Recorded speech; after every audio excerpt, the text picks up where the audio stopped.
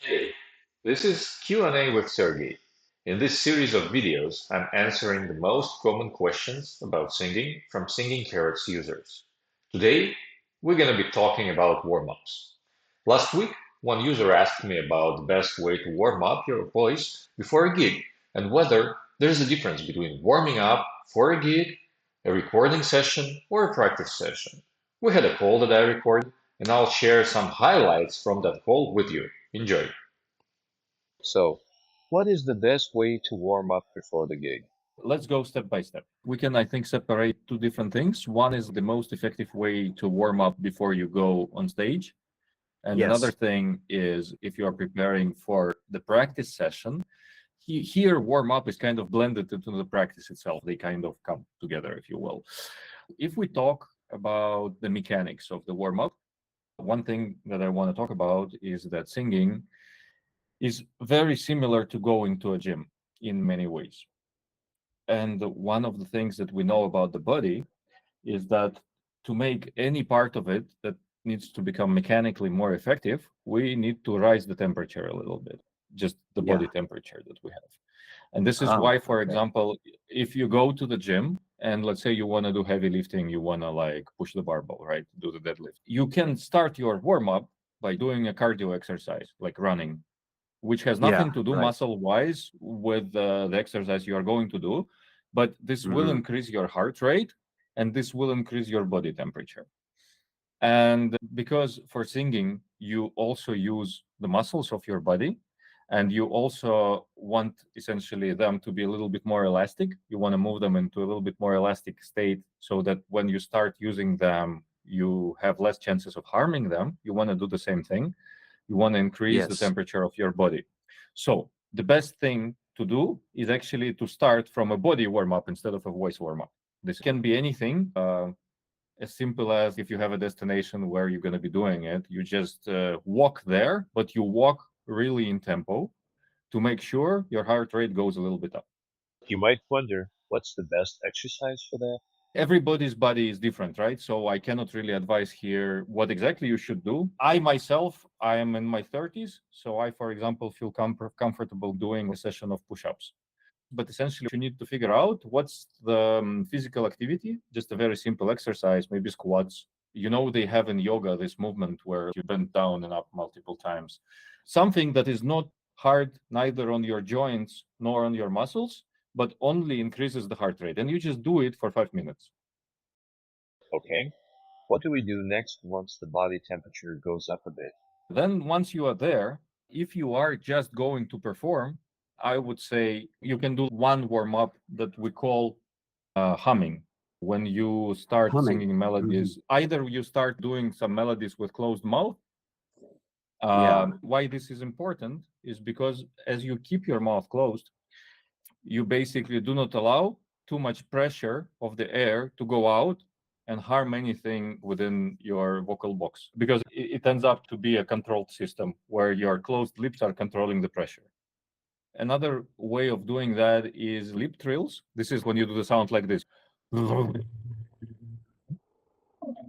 This achieves the same effect. It comes from the same idea that you need something to control the air pressure so too much air doesn't go out, so you do not start from putting too much on your vocal box. And to be honest, the melody that you're going to do with that doesn't really matter that much. It can be anything. It can be a song you're going to perform, it can be a song that you like, it can be a scale, whatever. That will essentially give gentle pressure to the part of your body that's going to be resonating. So that's the second part of the warm up. And ideally, it can be 2, 3 minutes, or it can be 2, 3 runs. You can, for example, run through a major scale up and down. That Yeah. probably Yeah. will do it. So either with humming or with lip trills, or also one more way of doing it is with a straw. You can take a straw from a Coca-Cola, put it in your Yes. mouth, and the Hmm. straw will also control the pressure. It will make sure you do not put too much air out. These two steps are essentially to heat up the temperature in your body and then to put some gentle vibrations on your vocal box. And once you are Yeah. there, then you start performing something within the range where you feel comfortable.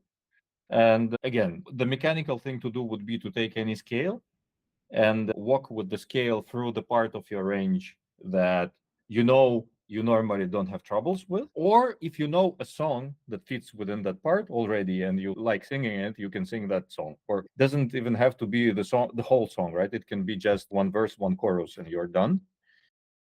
Do I need to prepare separately for singing high notes? If you're gonna be using also the higher parts of your voice, then the last part of this express program can be doing something like this. So essentially, are you familiar with the vocal break term? What's the vocal break?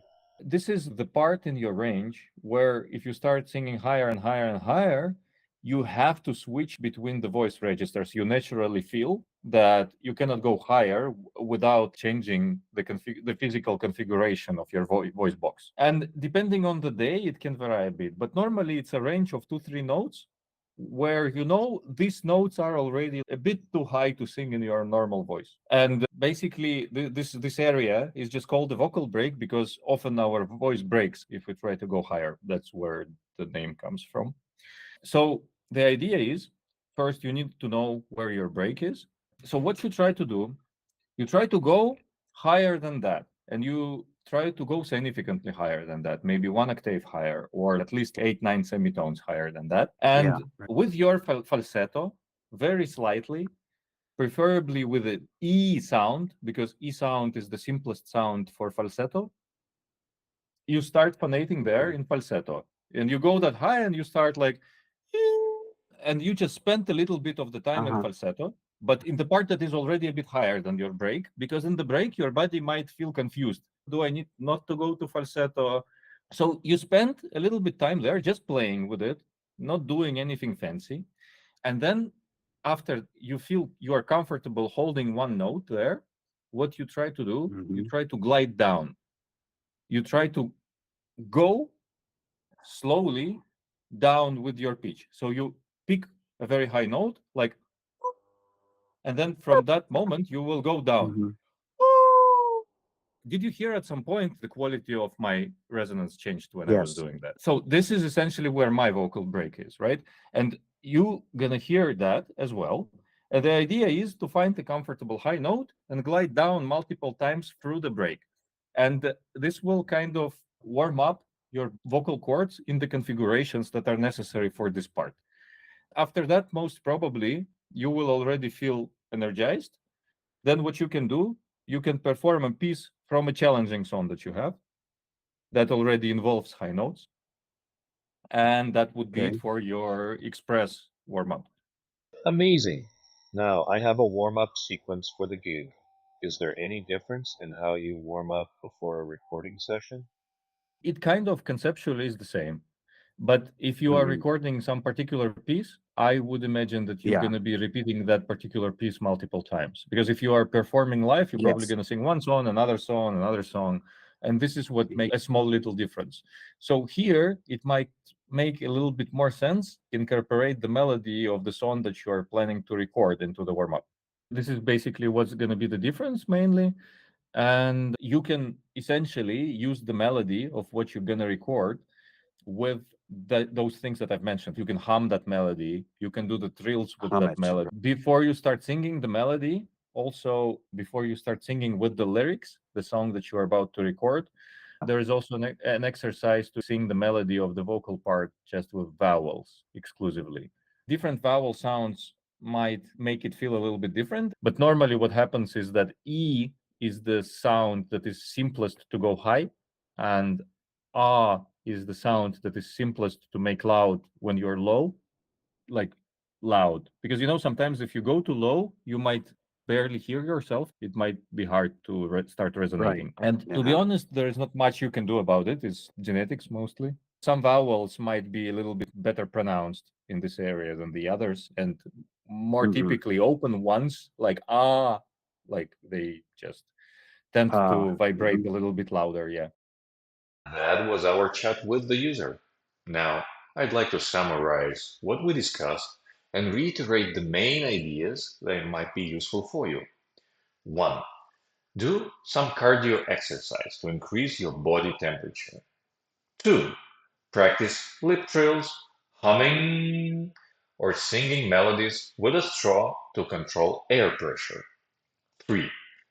Pick a simple scale and sing it with a vowel through your range, up and down 3 times.